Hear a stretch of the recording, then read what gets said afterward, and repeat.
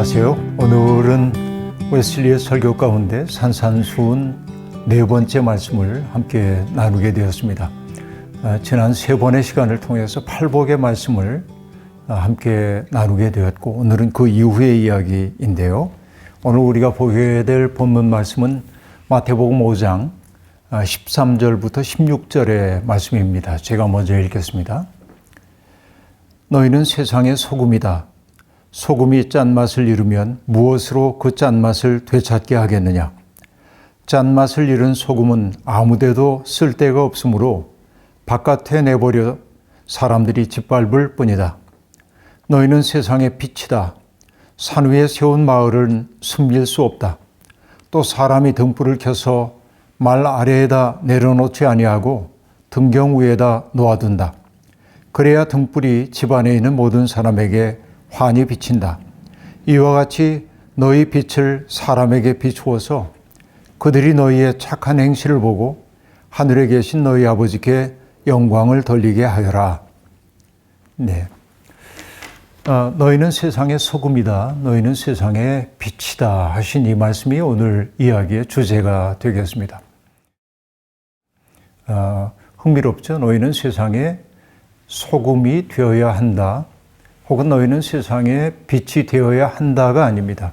너희는 세상의 소금이다 라고 얘기를 하고 있습니다.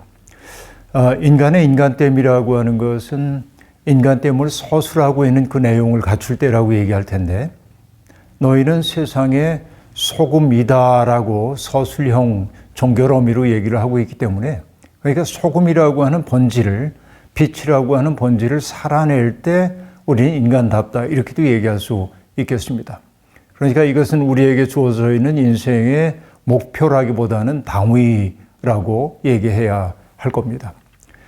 앞에서 팔복의 말씀을 다룰 때도 얘기했지만은, 신앙은 우리의 내면을 정화시켜주고 또 내면 속에 빛을 비춰주므로 우리가 마땅히 어떻게 살아야 하는지를 가르쳐주는 그런 요소가 분명히 있습니다. 그러나 신앙이 거기에만 머물면 안 됩니다.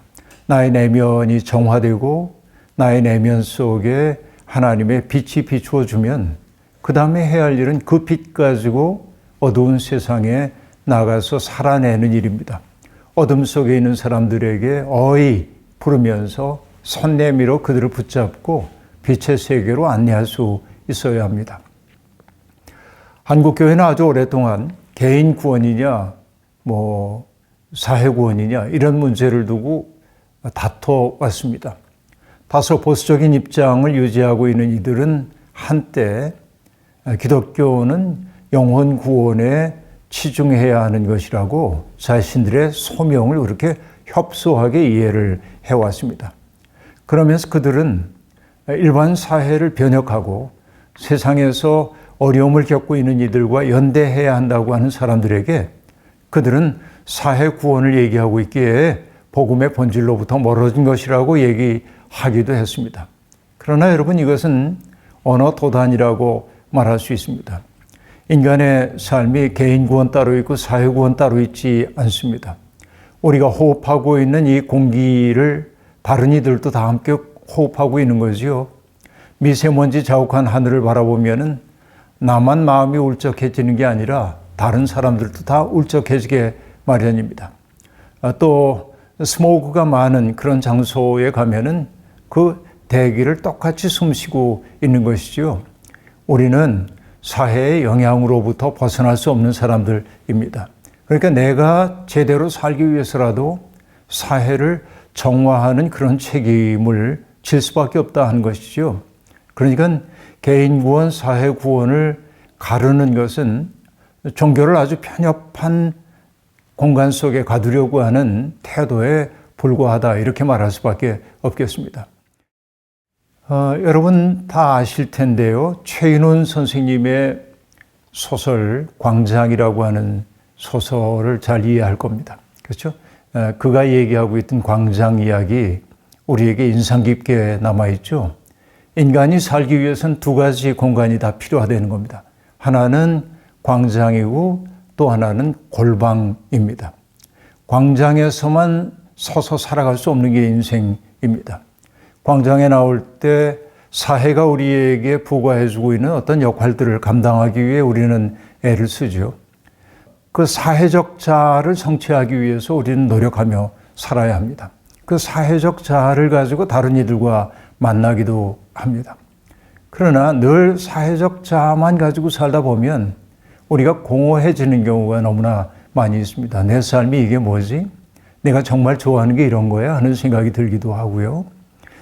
그리고 나의 내면의 그 속사람이 요구하고 있는 것과 관계없는 어떤 역할을 수행하는 것에 대한 회한 같은 것도 우리 속에 생겨나기도 합니다.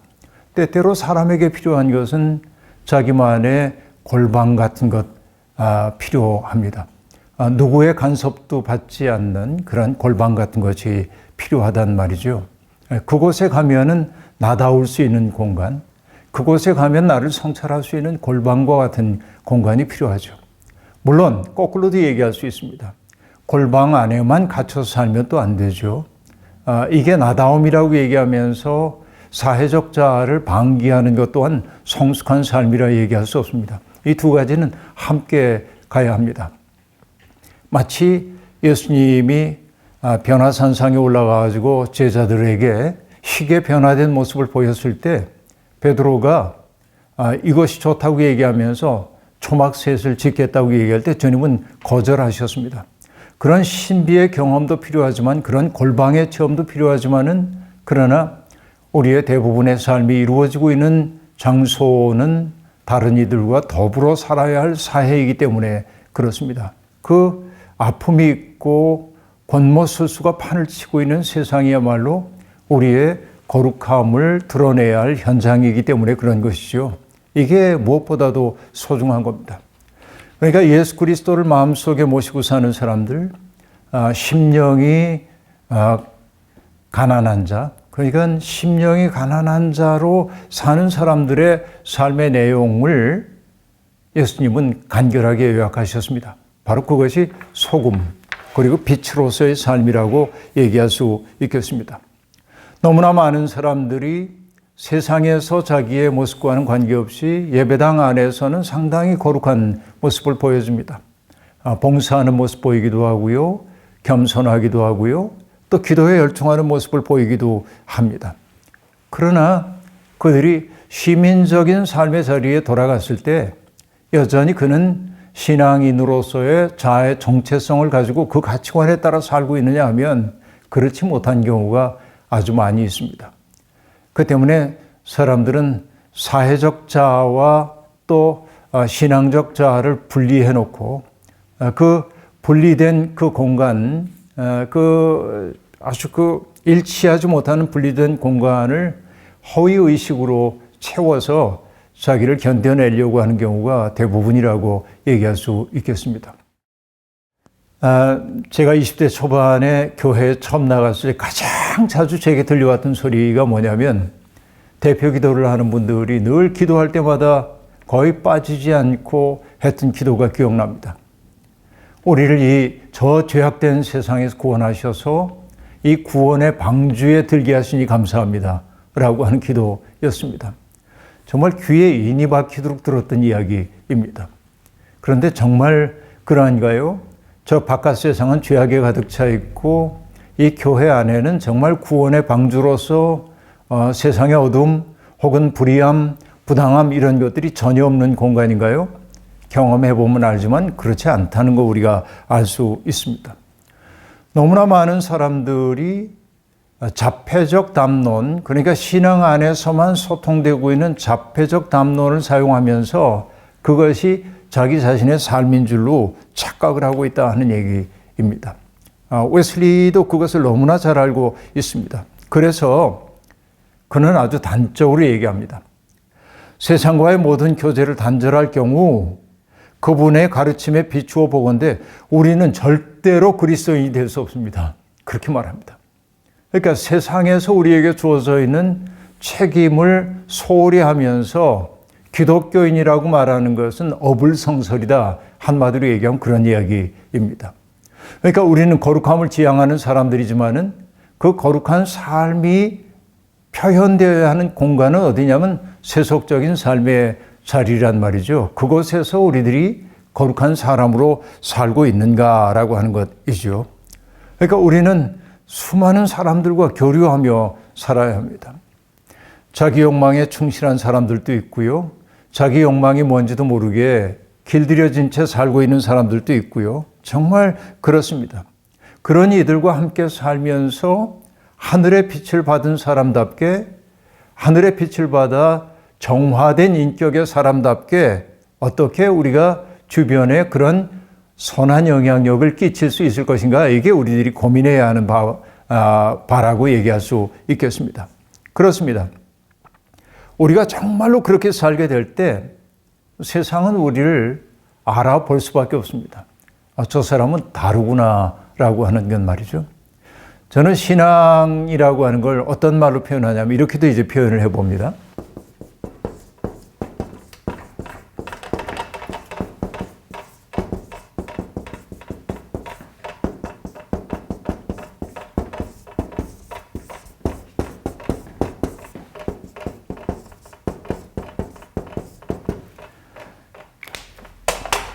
다른 삶이 가능하다라고 하는 것을 세상 앞에 보여주는 것들이 신앙인의 역할이어야 한다고 생각합니다.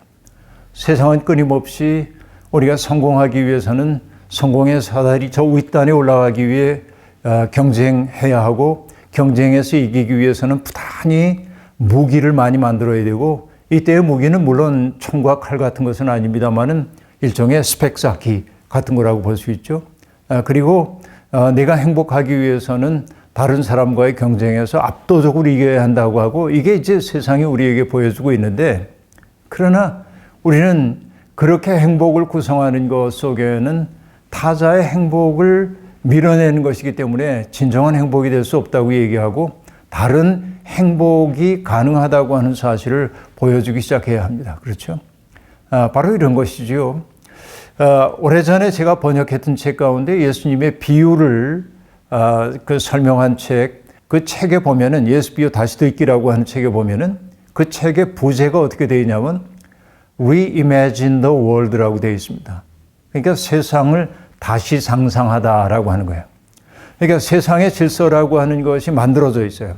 세상의 시스템이 이러이러해요. 그 속에서 삶의 문법을 이렇게 우리가 갖추며 살아야 한다고 얘기를 합니다. 당연한 세상입니다. 그런데 모든 사람들이 그 당연한 세상에 길들여지고 있을 때 예수님은 전혀 새로운 삶의 문법을 가져와서요. 다른 삶을 상상하는 게 가능하지 않을까? 여러분, 우리의 신앙이라고 하는 것도 다른 삶을 상상하는 능력이라고 볼 수 있겠습니다. 그러니까 정말 다른 삶을 보여주고 있는 사람은 눈에 띄어요. 그럴 수밖에 없습니다. 일부러 나를 그렇게 드러내 보이라고 하는 말이 아니라 나는 그렇게 세상 앞에 드러나 보일 수밖에 없다라고 하는 말입니다. 네, 여러분, 기독교인들이 늘 주의해야 하는 것 하나 있습니다. 그거는 자기의 선함을, 자기의 남다름을 사람들 앞에 나팔 불지 말아야 한다라고 하는 것입니다. 정말 이거 우리가 조심해야 하는 것입니다.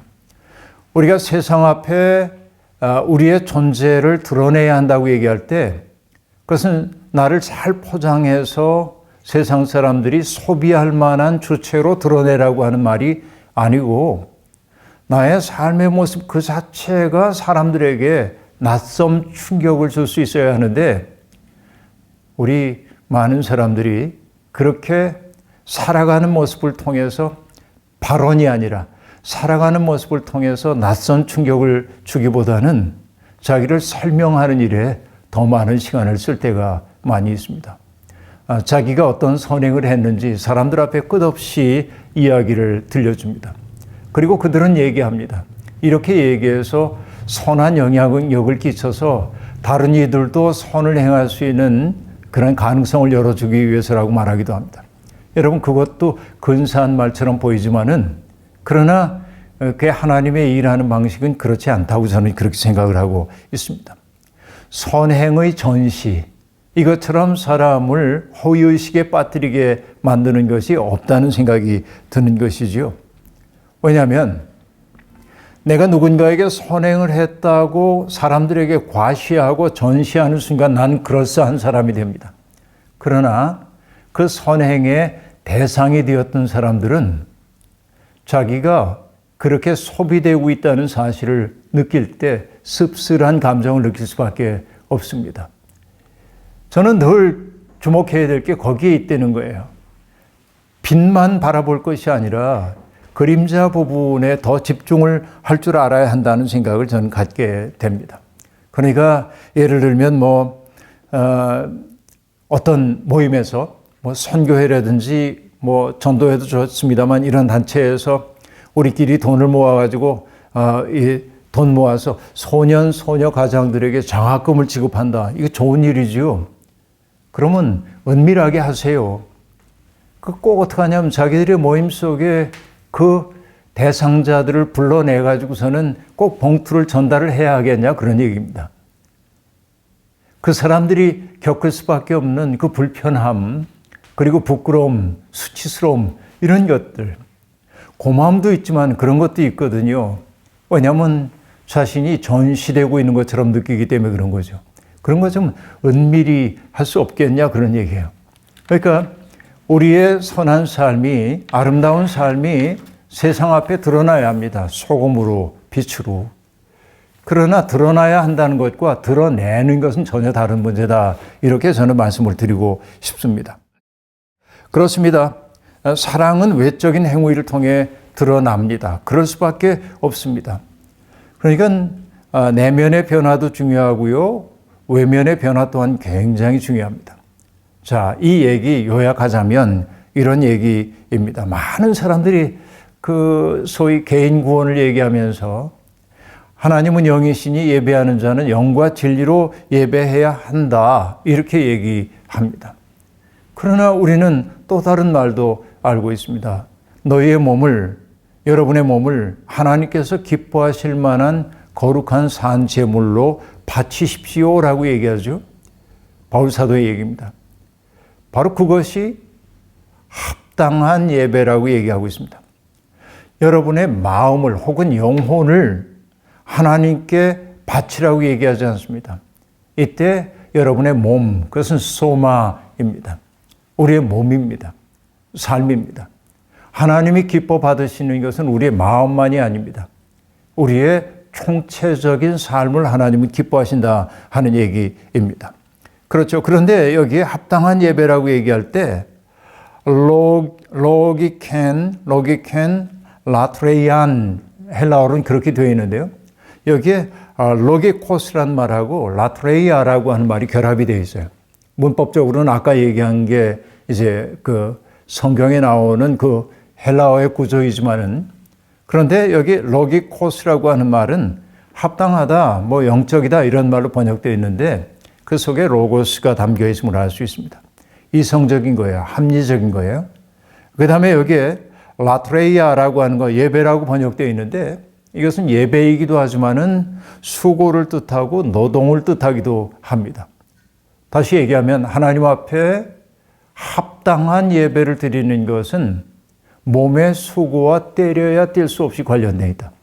여러분, 그저 요즘은 좀 어렵긴 합니다만은 주일날 졸린 눈 비비면서 세수하고 차를 타고 예배 나오는 게 얼마나 큰 노역인지 모른다. 이렇게 얘기하는 분 혹시 계십니까? 이걸 뜻하는 건 아니고요. 진정한 예배라고 하는 것은 나 자신을 그렇게 하나님의 뜻에 합당하게 살아내기 위해서 부단히 노력하는 그 수고로움, 이것을 받아들일 때 영적인 예배, 합당한 예배를 드릴 수 있다고 하는 그런 이야기인 것이지요. 그렇습니다. 그러니까 우리에게 주어져 있는 삶의 현장이 어디든지 나에게 주어져 있는 직업이 무엇이든지 간에 그 속에서 나를 통하여 나의 일을 통하여 하나님의 영광이 드러나기를 바라며 사는 그 삶이야말로 진정한 영적인 삶이라고 그렇게 얘기할 수 있을 겁니다. 자, 그렇습니다. 우리가 그런데 이런 그 질문을 하는 분들이 있습니다. 그러나 우리가 제 아무리 선한 뜻을 가지고 누군가에게 접근하고 그분들에게 아름다운 삶을 살 수 있도록 도우려고 애를 써도 그분들의 반응이 신통치 않을 때가 있는데 어떡합니까? 이렇게 묻기도 합니다. 여러분, 제가 우리 교회에 어린이 도서관을 처음 만들 때 우리 교인들에게 맨 먼저 했던 얘기가 뭐냐면, 우리는 이 지역에 사는 어린이들에게 양질의 책을 읽을 수 있는 기회를 제공하는 게 우리의 목표이지. 이 지역사회에 사는 사람들이 교회를 드나들다가 그래서 교인이 되도록 하기 위한 선교적 목적을 가져서는 안 된다. 이렇게 얘기했습니다. 와, 이게 굉장히 불경건한 얘기처럼 들리죠. 결과적으로 그분들이 교회 드나들다가 교인이 되는 것은 감사한 일입니다. 그러나 목적 그 자체가 그들을 교인 만들기 위해 그렇게 하는 건 저는 아니다 하는 생각이 늘 있었습니다. 그러니까 우리가 어떤 선한 일을 할 때 그 행위 자체가 하나님이 기뻐하시는 일이기 때문에 해야 하는데, 그러나 그 모든 목적이 선교라고 하는 그 목적 하에 이루어지게 될 때 우리는 어떤 사람들을 대상화하게 된다. 이게 저는 늘 경계해야 하는 부분이라고 생각해요. 그럴 때 어떤 결론이 나오냐면, 그렇게 많이 투자를 했는데 응답이 없어? 그렇게 많이 뿌렸는데 결실이 없어? 그러면 낙심하게 되는 거죠. 그렇죠. 웨슬리도 이것을 너무 잘 알고 있습니다. 그래서 믿는 이들에게 말합니다. 그러니까 그분들이 구원을 얻든지 못 얻든지 굶주린 사람들을 먹이고 헐벗은 사람들을 입히라는 것은 주님의 명령이라는 것입니다. 내가 바꿀 수 있다고 생각하지 말라는 겁니다. 사람의 마음을 바꾸는 것은 하나님께 달려있기 때문에 그렇습니다. 하지만 하나님은 그들의 마음을 바꾸기 위해 사람을 통해 그 일을 하기를 원하신다는 거죠. 우리는 다만 그 통로에 지나지 않는다 하는 얘기입니다. 웨슬리는 바로 그것을 기독교인의 윤리로 지금 제시하고 있음을 알 수 있습니다. 예수님이 씨 뿌리는 사람의 비유를 들려주셨죠. 어떤 사람이 씨를 뿌리러 나갔는데 일부는 길가에 떨어지고 일부는 가시가 우거진 그곳에 떨어지고 일부는 돌짝밭에 떨어졌다는 거죠. 그러나 옥토에 떨어진 씨앗이 있다고 얘기하죠. 이것은 밭에 대한 교훈도 아니고 씨에 대한 교훈도 아닙니다. 그렇게 볼 여지도 있지만 결국 어떤 얘기입니까? 선을 행하다가 낙심하지 말아라 라고 하는 얘기 아닙니까? 낙심하지 말아야 할 이유가 거기에 있는 겁니다. 우리는 다만 그분이 시키신 일을 할 뿐입니다. 결실은 주님이 맺게 해주시는 것이지요. 그렇죠. 우리는 결실 맺는 것이 우리의 책임이라고 말할 수 없습니다. 선을 행하고도 결실이 없다고 낙심하지 마십시오. 그냥 하면 됩니다.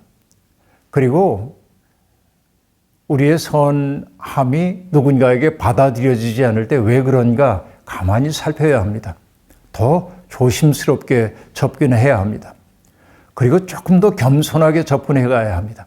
이것이 웨슬리가 우리에게 요구하고 있는 바입니다. 자, 그러면 이제 결론으로 얘기를 나누겠습니다. 정말 소금으로 빛으로 이렇게 살아갈 때 우리가 정말 조심해야 될 것 있습니다. 웨슬리의 문장으로 얘기합니다. 자신에게 칭송이 돌아오지 않도록만 주의하십시오. 이렇게 말합니다. 내가 하고 있는 어떤 선한 일을 통해서 대단하세요. 정말 이런 큰 사랑을 입었습니다. 이런 말 들으려고 하지 말라는 겁니다. 정말 자신에게 칭송이 돌아오지 않도록 하려는 거예요. 여러분, 노자의 도덕경 34장에 보면은 제가 좋아하는 문장이 나오는데 대도에 대한 이야기를 하면서 만물은 그것을 의지하여 태어나고 자라지만 어느 것 하나 물리치지 않는다. 그러니까 대도라고 하는 것은 모든 것을 먹여 살려요. 그리고 치우치지 않는 사랑을 보여줍니다. 그리고는 그 다음에 하는 말이 뭐냐면 대도의 특색을 이렇게 얘기합니다. 한자 한번 써볼까요? 공성이 불거. 이 불자는 뭐 이렇게 쓰기도 하지만은 불거입니다. 어떤 의미입니까? 공을 이룬다 하면 거기 머물지 않는다. 우리는 공을 이루면 거기 머물고 싶어 하잖아요. 그런데 대도라고 하는 건 뭐냐? 공을 이룬 후에는 거기에 머물려고 하지 않는다라고 말하고 있습니다. 웨슬리가 얘기하는 것 똑같습니다. 우리는 이 세상의 소금으로 세상의 부패도 막고 세상을 맛스럽게 바꿔야 하는 책임이 있습니다. 어두운 세상을 밝히려는 빛으로서의 책임도 있습니다. 이게 우리의 본질입니다. 그래서 세상을 바꿀 수 있어야 합니다. 그러나 금방 얘기한 대로 자신에게 칭송이 돌아오지 않도록 해야 합니다. 라고 얘기합니다. 그러니까 정말 하나님께 영광을 돌리려는 그 일념만으로 우리가 살아야 한다는 거죠. 그렇게 살 때 우리는 몰라도 세상은 우리를 알아볼 거라는 거예요. 우리를 통해 하나님을 볼 거라는 겁니다. 우리의 삶이 그런 삶으로 무르익을 수 있기를 바랍니다.